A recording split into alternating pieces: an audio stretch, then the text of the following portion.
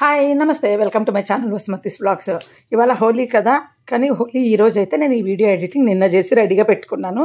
ఇంకా పని చేసుకుంటూ మాట్లాడడానికి వీడియో షూట్ చేసుకున్నానండి. ఏంటంటే హ్యాండ్ వాష్లు అన్నీ ఇలా బాటిల్స్లోకి క్లీన్ చేసేసి దాంట్లోకి వేసుకొని ఫిల్ చేసుకుంటూ సరుకులు డబ్బాలోకి అటక మీద ఉంటాయి కదా, అవన్నీ మళ్ళీ డబ్బాలోకి నింపుకుంటూ ఇక్కడ ఇంకా స్వీట్ కూడా లాస్ట్లో చూపిస్తాను. మనం కొవ్వా కజ్జికాయ అంటాం కదా, కొవ్వా కజ్జికాయ నువ్వు గుజ్జియా అంటారు. నాకు చాలా ఇష్టం. ఈ సీజన్లో ఒక నెల రోజులు దొరుకుతుంది, పండగకు ముందు పండగ తర్వాత. ఇంకా మళ్ళీ ఎవ్వరు చేయరండి, మన వైపు కంటిన్యూ దొరుకుతుంది. పైగా మన వైపు కొవ్వా కొంచెమే ఫిల్ చేస్తారు, వీళ్ళు బాగా ఫిల్ చేస్తారు. బాగా రోస్ట్గా ఉండేది కావాలంటే మా ఆయన ఎన్ని షాపులో తిరిగి తెచ్చాడనమాట. మా పాప అంటుంది, ఇంకా తిను ఇప్పుడే ఎన్ని తింటావో ఇంకా మళ్ళీ అయిపోతాయంటే నేను చెప్పిన తెచ్చుకుంటాను, మళ్ళీ 1 కేజీ తెచ్చుకొని ఫ్రిడ్జ్లో పెట్టుకొని అప్పుడొకటి తింటాను అని. నాకు కొవ్వా కజ్జికాయ చిన్నప్పటి నుండి ఇష్టం అండి. అందుకని ఇక్కడ గుజియా అని దొరుకుతుంది కదా, సేమ్ టేస్ట్ అండి, భలే ఉంటుంది అసలు. ఎప్పుడైనా ఈ సీజన్లో మీ వాళ్ళని అడిగి ఎవరైనా ఇక్కడ గుజియా దొరుకుతుంది కదా అని కొరియర్ చేయించుకొనైనా తినండి. మన వైపు కంటే కూడా చాలా బాగుంటుంది. ఎందుకంటే మన వైపు ఒకప్పుడు బాగా నింపేవాళ్ళు కొవ్వా, ఇప్పుడు నింపట్లేదు. ఇప్పుడు కూడా ఇంకా దొరుకుతాయి, ఎవరైనా మీ వాళ్ళు ఉంటే అడిగి తెప్పించుకోండి. ఇక్కడ హౌస్లో లేడీస్ కూడా ఆర్డర్ మీద చేసిస్తుంటారనమాట. మా కిందనే ఒక ఆవిడ అన్నీ అమ్ముతుంటుంది, నేను కొంటానంటే మా పిల్లలు వద్దులే ఆర్డర్ ఇస్తే ఎట్లా చేస్తుందేమో. మనం ఎందుకండి ఇళ్ళల్లో పెద్ద పెద్ద సొసైటీలు చూడండి, వీళ్ళు అంత చక్కగా ఇడ్లీలు అమ్ముతుంది ఆవిడ, పాస్తాలు అన్నీ పెడుతుంది. ఈరోజు ఈ ఫుడ్ ఉంది ఆ ఫుడ్ ఉందని. అదే నేను ఏమమ్మినా జరగదు. ఆమెకేం జరుగుతాయో లేదో తెలియదు, కానీ పాపం రోజు ఇక్కడ బిజినెస్ గ్రూప్ ఉంది అలా పోస్ట్ చేస్తూ ఉంటారు. ఇక నేను నిన్న అంతా నాకు మా గురువుగారు చిన్నప్పుడు వినేదాన్ని, మా గురువుగారి నోట అది ఒకటే నా మైండ్లో మెదులుతూ ఉంది. ఏంటబ్బా అంటే నిన్నంటే ఇప్పుడు ఈ వీడియో నిన్ననే కదా ఎడిటింగ్ చేసింది. సో వెంటనే నేను గూగుల్ చేశాను. ఏంటంటే అది సగమే నా నోటికి వస్తూ ఉంది, పూర్తిగా రావట్లేదు.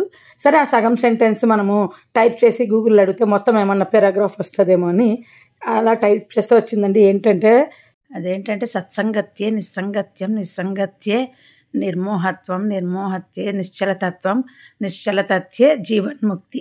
అబ్బా నేను అంత జ్ఞానిని కాదు, మీకు చెప్పడానికి చిన్నప్పుడు బాగా విన్నాను. నిన్న పొద్దున్నుండి నోట్లో తిరుగుతుంటే గూగుల్ చేశాను, తెలుగులో నీట్గా అర్థమయ్యేలాగా. అంటే నాకు సగమే మైండ్లో ఉంది మీనింగ్, ముందు మీకు కూడా చెప్దామనేసి నేను తెలుసుకున్నట్టు ఉంటుందని గూగుల్ చేసా. మీరు కూడా గూగుల్ చేస్తే ఇంకా క్లియర్గా ఉంటుంది. నేను టూకీగా చెప్తానండి. సత్పురులతో మనము సత్సంగతి అంటే సత్పురుషులతో మనము గడిపితే మనకు మోహము అన్నీ పోయి బతికి మీనింగ్ జస్ట్ చెప్తున్నాను. బతికి ఉండగానే ముక్తి లభిస్తుందంట. అంటే మోహం పోతుంది, నిర్మలంగా తయారవుతాము అంటే దీని మీనింగ్ మీకు అర్థమవ్వాలి. మనము ఎప్పుడు కూడా సత్పురుషులతోనే ఎక్కువ లైఫ్ లీడ్ చేయాలి. మనము ఫ్రెండ్స్ అందరినీ సర్దుకుపోవాలి అని అనుకుంటాం కదా. అందరినీ ఎందుకు సర్దుకుపోవాలి ఫస్ట్ అది చెప్పండి. మనకు మనశ్శాంతి లేని మనుషుల్ని వదిలేసుకోవడంలో తప్పేముంది? సంతోషంగా మనతో హ్యాపీగా ఉండే వాళ్ళను అయితే సర్దుకుపోతాము, మనశ్శాంతి పోగొట్టే వాళ్ళని సర్దుకుపోవడం అవసరమా? ఎందుకు సర్దుకుపోవాలి? ఒక మనిషితో అవసరం ఉందని మనం సర్దుకుపోతాం అన్నమాట. అంతకు మించి ఏమీ లేదు. సర్దుకుపోయి పీకింది ఏమీ లేదండి, గుర్తుపెట్టుకోండి. సర్దుకుపోయేది ఇంకోళ్ళ కాడి పోయి వాళ్ళ గురించి మాట్లాడేది, వాళ్ళ దగ్గర నువ్వు సూపరు నువ్వు గ్రేట్ అంటాం. ఇలాగే మనం అందరం చేస్తాము. ఇవన్నిటికీ దూరం ఉంటే ప్రశాంతంగా ఉంటాము, మనలో జ్ఞానము ఇంప్రూవ్ అవుతుంది, వైరాగ్యం వస్తుంది. ఇవన్నీ కూడా నాకు నిన్న మీకు వీడియోలలో చెప్తుంటాను కదా, నేను అందరినీ వదిలేసుకున్నాను అని, నేను ప్రశాంతంగా ఉన్నానని చెప్పటానికి చెప్తున్నా. యూట్యూబ్ వదిలేసి వెళ్ళాక ఎంత హ్యాపీగా ఉండిందంటే, నిజంగా నా వాళ్ళు లేరన్న ఫీలింగ్ ఒక్కటి పక్కన పెడితే నా అంత ఆనందంగా మానసికంగా ఇంకెవ్వరు లేరనే రుచి చూసినానండి.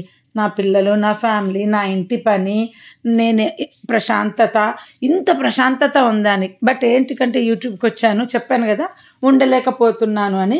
మళ్ళీ యూట్యూబ్కి వచ్చి మళ్ళీ మ్యాక్సిమం వీలైనంత వరకు ఉండి ఇంకా స్ట్రెస్ తీసుకోకుండా వర్క్ చేద్దామని వచ్చాను. అయినా షార్ట్స్ బాగా పెట్టడం వల్ల మళ్ళీ కొంచెం స్ట్రెస్ లాగా అనిపించింది. ఇంక ఇప్పుడు ఏమంటే మెల్లగా షార్ట్స్ను కూడా తగ్గిస్తున్నానండి. ఓన్లీ టిప్స్ షేర్ చేస్తా షార్ట్స్లో. అంటే నేను చెప్పిన పని వెంటనే చేయనండి, నాకు టైం పడుతుంది. మీరు అనుకోవచ్చు వెళ్ళిపోయింది వచ్చింది మళ్ళీ పిచ్చిగా షార్ట్స్ పెడుతుంది అని. బట్ నన్ను నేను చేంజ్ చేసుకోనికే నాకు టైం పడుతుంది. So only vlogs. ఇప్పుడు వ్లాగ్లో కూడా పెట్టినామా ఊరికే వేస్ట్గా ఉండకూడదు, మంచిగా మ్యాటర్ మాట్లాడగలిగితే, పోనీ నా ప్రాబ్లంను నీట్గా మీకు షేర్ చేసుకోగలిగితే వీడియో పెట్టిన ఒక అర్థం ఉంది అనిపించింది. మీరేమంటారు కామెంట్ రూపంలో పెట్టండి. నా వీడియోస్ను ఒక డిఫరెంట్గా ఉంటుందని నా పిల్లలు ఎప్పుడు చెప్తారు.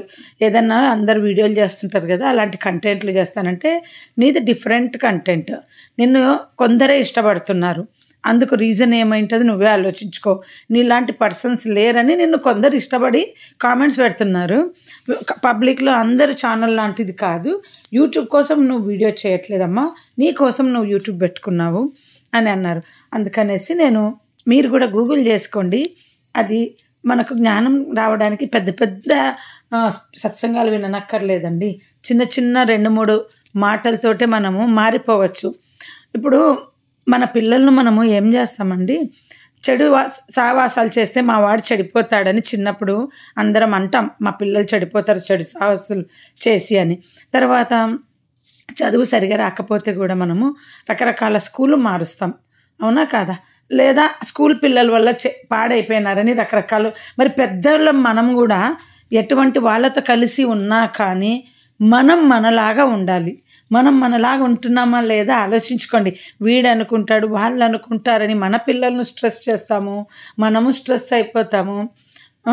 మనము ఎందుకు ఈ మాట చెప్తున్నానంటే, నేను మా పిల్లలకు చెప్పిన, మనం ఇప్పుడు ఏ రిలేషన్స్కి ఇంపార్టెంట్ ఇవ్వట్లేదు. వాళ్ళు ఏమనుకున్నా మనకు సంబంధం లేదు. మనం ఎప్పుడైతే వాళ్ళకి ఇంపార్టెంట్ ఇస్తామో ప్రతిదీ మనకు ఆ ఫీలింగ్ వస్తుంది. హ్యాపీగా మనం ఫ్రీ బర్డ్స్ అయిపోయినాం.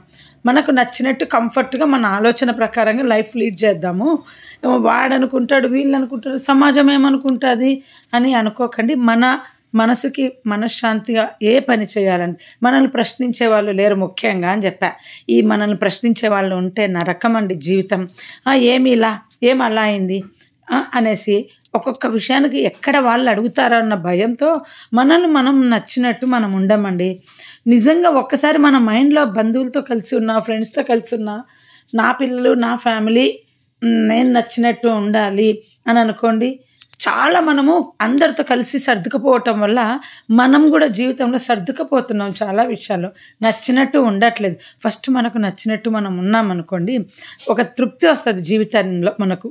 ఆ సాటిస్ఫాక్షన్ వల్ల ఇప్పుడు నేను మీకు ఎప్పుడు చెప్తాను, నాకు నగలు ఇష్టం లేదు, చీరలు పెద్ద కాస్ట్లీ చీరలు ఇష్టం లేదు, మరి సామాన్లు ఇష్టం కదా అంటే అవన్నీ కొనుక్కుంటే హ్యాపీగా ఉంటానేమో అని కొనుక్కొని లైఫ్ ఎంజాయ్ చేస్తున్నట్టు అనుకుంటున్నాను.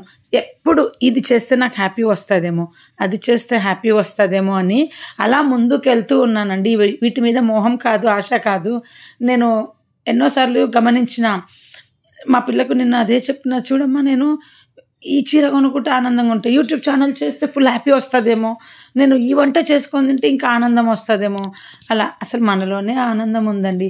మన గురువుగారు ఎప్పుడు ఒక మాట చెప్తారు, సంసారం చేస్తూ ఉండాలి, తామరాకు మీద నీటి బిందువులాగా ఉండాలి. ఏటికి కూడా మనము బాధ్యతగా చేయాలి, కానీ దాంట్లో డీప్గా లీనమైపోయి ఉండకూడదు. ఈరోజు ఏమి మనకు దేవుడు ఇచ్చాడో దాంతో హ్యాపీగా ఎవ్వరం ఉంటున్నాం, మనం ఉండగలుగుతున్నామా? నేను కూడా లేనండి. ఉన్న దాంట్లో తృప్తిగా అందరం ఉండగలమండి. డబ్బులు ఉన్న వాళ్ళకైనా తృప్తిగా ఉంటారు, లేని వాళ్ళు కూడా తృప్తిగా ఉంటారు.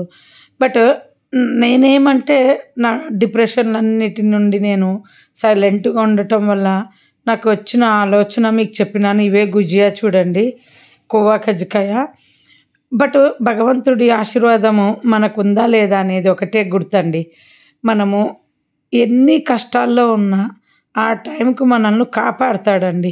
నేను ఇది నమ్ముతున్నాను. మీరు నమ్మితే ఒక లైక్ చేయండి. బాయ్.